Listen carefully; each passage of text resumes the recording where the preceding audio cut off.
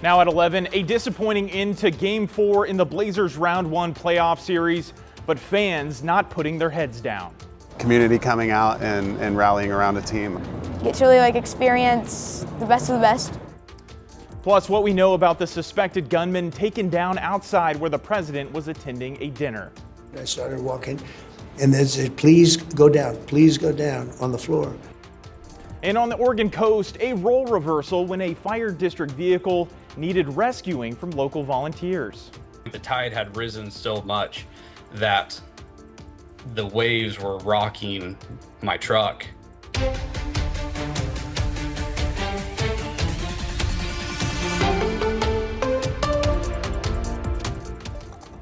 Thanks so much for joining us here at 11. I'm John Adams. Tonight we're learning more about the suspect accused of opening fire outside the White House Correspondents Association dinner, where the president and other top U.S. leaders were in attendance. We don't believe anybody else was involved, but again, we have a lot of work left to do and a lot of evidence left to go through and to collect. We had some great work done by law enforcement, but in light of this evening's events, I ask that all Americans recommit with their hearts and resolving our difference peacefully. 31-year-old Cole Thomas Allen tackled and arrested after authorities say he charged through a security checkpoint armed with a shotgun, a pistol, multiple knives, and according to what a senior administration official says, are Cole's own writings with the desire to kill the president and other administration officials. According to a neighbor of Allen's, he lived with his parents in a seaside town in the South Bay area. That's where agents descended overnight and into today, leaving neighbors there in disbelief. It's just so unreal to know that this is right here down the street, incorporated in our daily lives, and not knowing if we could have passed him in the, in the grocery store or something. Allen will be charged with 2 federal counts, according to U.S. Attorney Jeanine Pirro, and more charges are expected to be filed. A motive is still under investigation. For the president and the country, the shooting has intensified the spotlight on the rise of targeted political violence in America. NBC's Kelly O'Donnell reports. In that tightly packed ballroom, chaos and confusion was quickly all too familiar. Threats of political violence are stress testing security and society. From Butler, Pennsylvania in 2024. To this black tie dinner evacuation.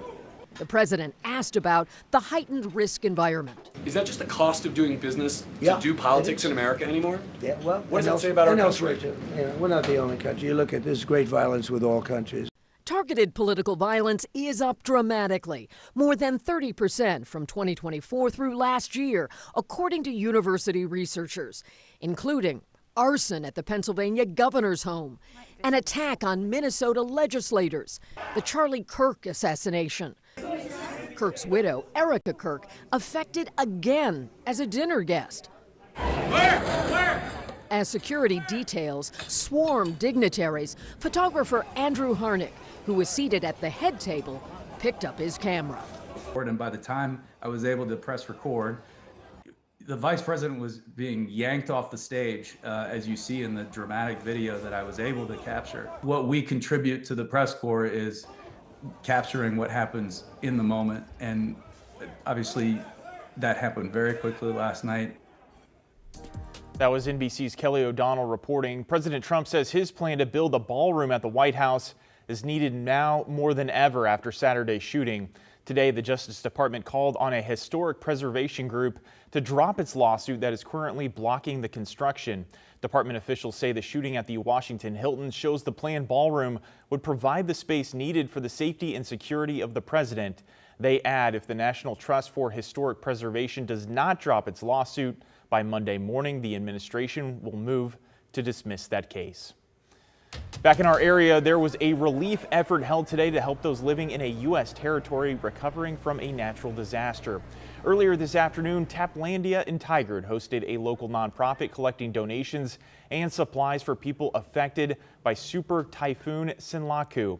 It hit the Mariana Islands earlier this month, leaving tens of thousands without power or water and cut off from necessities. NASA says this is the second Category 5 tropical cyclone of the year, one of only a handful to happen so early this year. Anything crucial like diapers, wipes, anything, clothing, something, shoes, anything that they can donate, it really affects the child growing up. You know, they can see the love that's coming from the mainland, as well as if we can alleviate any anxiety or stress that any family has to go through. If we can take a part in that, I would love to take a part in that. For its part, Taplandia donated 100% of sales of one of its drafts today for the relief drive. An area fire crew is on its way across the country to help battle fires in the state of Georgia. Cowlitz 2 Fire and Rescue said it's sending an engine with 4 of its team alongside a team with Washington's Department of Natural Resources. Once they get there, they'll be working to put out the Southeast Georgia complex fires, which have collectively burned more than 50,000 acres. The district said Georgia's early fire season could be a sign of what our region could face. Out on the coast, local volunteers came to the rescue of the Cannon Beach Fire District, and it was all caught on video. The fire district says crews had been responding to a surfer missing near Chapman Point when the command unit crossed through Akola Creek and got stuck in a shallow trench. The deputy chief who was driving the vehicle says the water level quickly rose about 5 feet as the rig started taking on water. When I first got stuck in that hole, it was only just above we had running boards. So it was just above the running boards, the step boards. And then as that tide started to kind of impact it, it started to get a little bit higher and started to hit the door. And then at which point is when the water started to kind of seep in through the bottom of the door. Well, it took the help of 2 Jeeps from a Clatsop County 4x4 group to pull the truck out. The fire district believes the insured truck is a total loss, except for some equipment they were able to recover. The Coast Guard says a later surfer approached the team and confirmed he didn't need help. That last weekend of April brought sunny and warm conditions as we take a live look outside right now, but things are going to be changing as we start off the work week. Let's check in with meteorologist Joe Ranieri with what we can expect. We saw stunning conditions once again this Sunday afternoon, but heading into the work week, at least the early part of the work week, it's going to be a little bit cooler. Now, walk out there this evening, you're going to be seeing clear skies, but for your Monday morning, clouds will start to increase. There will be some little bit of pockets of drizzle here and there.